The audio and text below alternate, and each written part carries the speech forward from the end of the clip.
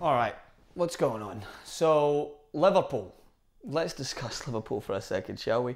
7 games in, already 7 points back from the top two Manchester teams, who are obviously at the top, sharing the wealth, just differentiated by goal difference. So, is it too early to talk about Liverpool's problems? Hell no, it's not too early. I've talked about Arsenal's problems from day one, and some of you guys in the comments, oh, Francis, why are you not talking about Liverpool? And you're right, I should be talking about Liverpool because their defensive weakness is shocking.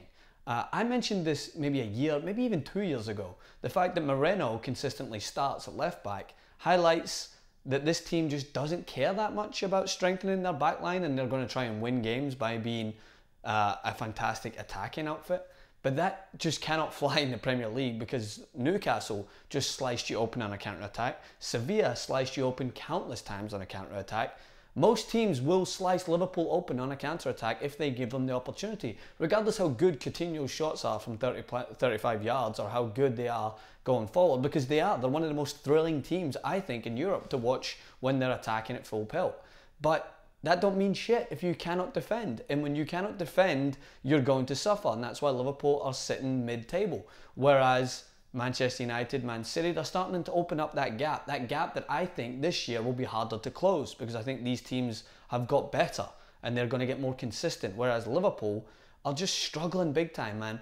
So again, I mentioned this to Liverpool fans a couple of years ago. Some of them have their own channel and they said I was being a little harsh about the signings of Matip and Dejan Lovren.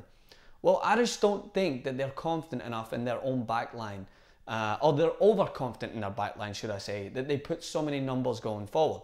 And it comes down to one person who deserves criticism, who doesn't get anywhere near enough criticism. Not as much as good old current Celtic manager Brendan Rodgers. And that's Jurgen Klopp, because he's a lad. Because he gives a thumbs up and he celebrates and he cheers us with the lads after, and he looks like he'd be good at having a pint with. That doesn't mean anything. That's not good enough. Like, there's so many good charismatic coaches out there. Claudio Ranieri was sacked a year after winning the Premier League, okay? Jurgen Klopp's been given excuses. It wasn't his team. Give him time in the transfer window. Give him time for this. Are you running out of excuses? Because I quite like Liverpool and I'm running out of excuses, so I can only imagine what it would be for a passionate Liverpool fan. You're already in a dire state in the Champions League in a group that relatively should have been a group that you're confident in winning. Already drawn your first 2 games.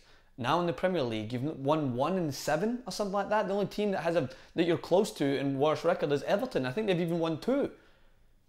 It has to be addressed. We're not making excuses because the guy's probably good at pouring a pint. It should be Liverpool have a standard. There's nothing better than a great atmosphere at Anfield. But teams like Newcastle are able to just run past you. John Joe Shelby cut your team open easily. And that happens time and time again. So Liverpool really needs to address this problem. Either don't be attacking so much with as many numbers and have someone sit back and protect that back line, or strengthen. You have to bring in more players, whether it's January or what else. It's just not good enough. And Liverpool, there's going to be a time where Liverpool fans are going to run out of excuses for Jurgen Klopp. Now, Brendan Rodgers was one of the ones who got so much criticism a year after almost winning the Premier League for Liverpool. Jurgen Klopp hasn't even got close to that, and he's still given this benefit of the doubt because he's a lad. It doesn't mean shit in the Premier League if you can't deliver the results. So I'm not going to give him the benefit of the doubt because I like him, because I do. I think he's a good manager. But there has to be problems, and it comes down to him. He should have strengthened better on the back line, and now Liverpool are paying the consequences. Ciao.